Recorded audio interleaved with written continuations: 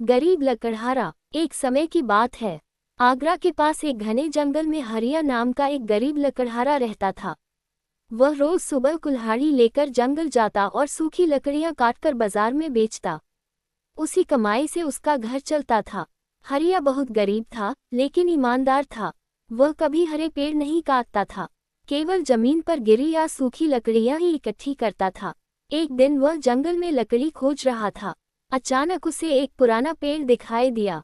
उसके नीचे मिट्टी में कुछ चमक रहा था। हरिया ने मिट्टी हटाई। वहां एक सोने का संदूक दबा हुआ था।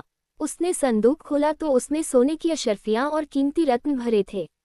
हरिया की आंखें चमक उठीं। उसने सोचा, अब मेरी गरीबी हमेशा के लिए खत्म हो सकती है। मैं बड़ा घर बना सकता हूँ, खेत खरीद सकता हूँ और अपने बच्चों को पढ़ा सकता हूँ।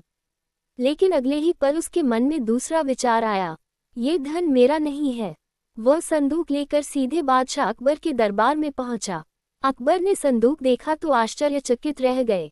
उन्होंने पूछा, तुम्हें ये कहाँ मिला? हरिया ने पूरी बात बता दी। अकबर ने कहा, तुम चाहते तो इसे छिपाकर रख सकते थे, किसी को पता भी नहीं चलता। तुम इसे मेरे पास क्यों लाए? हरिया ने सिर झुकाकर कहा, जहांपनाह, गरीबी मेरी है, लेकिन ये धन मेरा नहीं है। अकबर उसके उत्तर से बहुत प्रभावित हुए। उन्होंने कहा, हरिया, मैं तुम्हारी ईमानदारी से प्रसन्न हूँ। तुम इस संदूक में से जितना चाहो उतना धन ले सकते हो।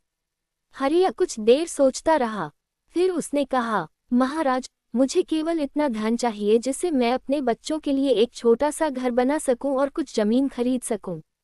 अकबर मुस्कुराए, तुम जितना मांग रहे हो उससे कहीं अधिक ले लो। हरिया बोला, नहीं महाराज, जरूरत से अधिक धन भी कभी कभी मनुष्य को बदल देता है। बीरबल, जो पास ही खड़े थे, ये सुनकर मुस्कुराए।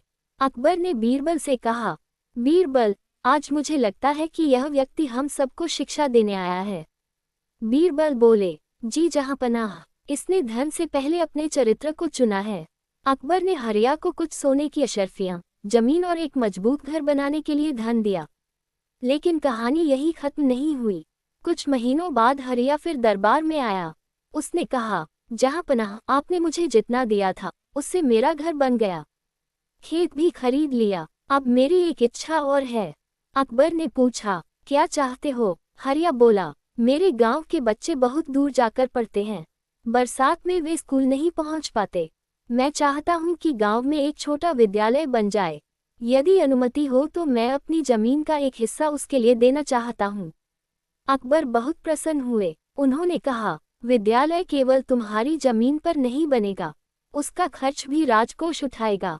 कुछ ही महीनों में गांव में एक सुंदर विद्यालय बन गया। हरिया के बच्चे भी वहां पढ़ने लगे।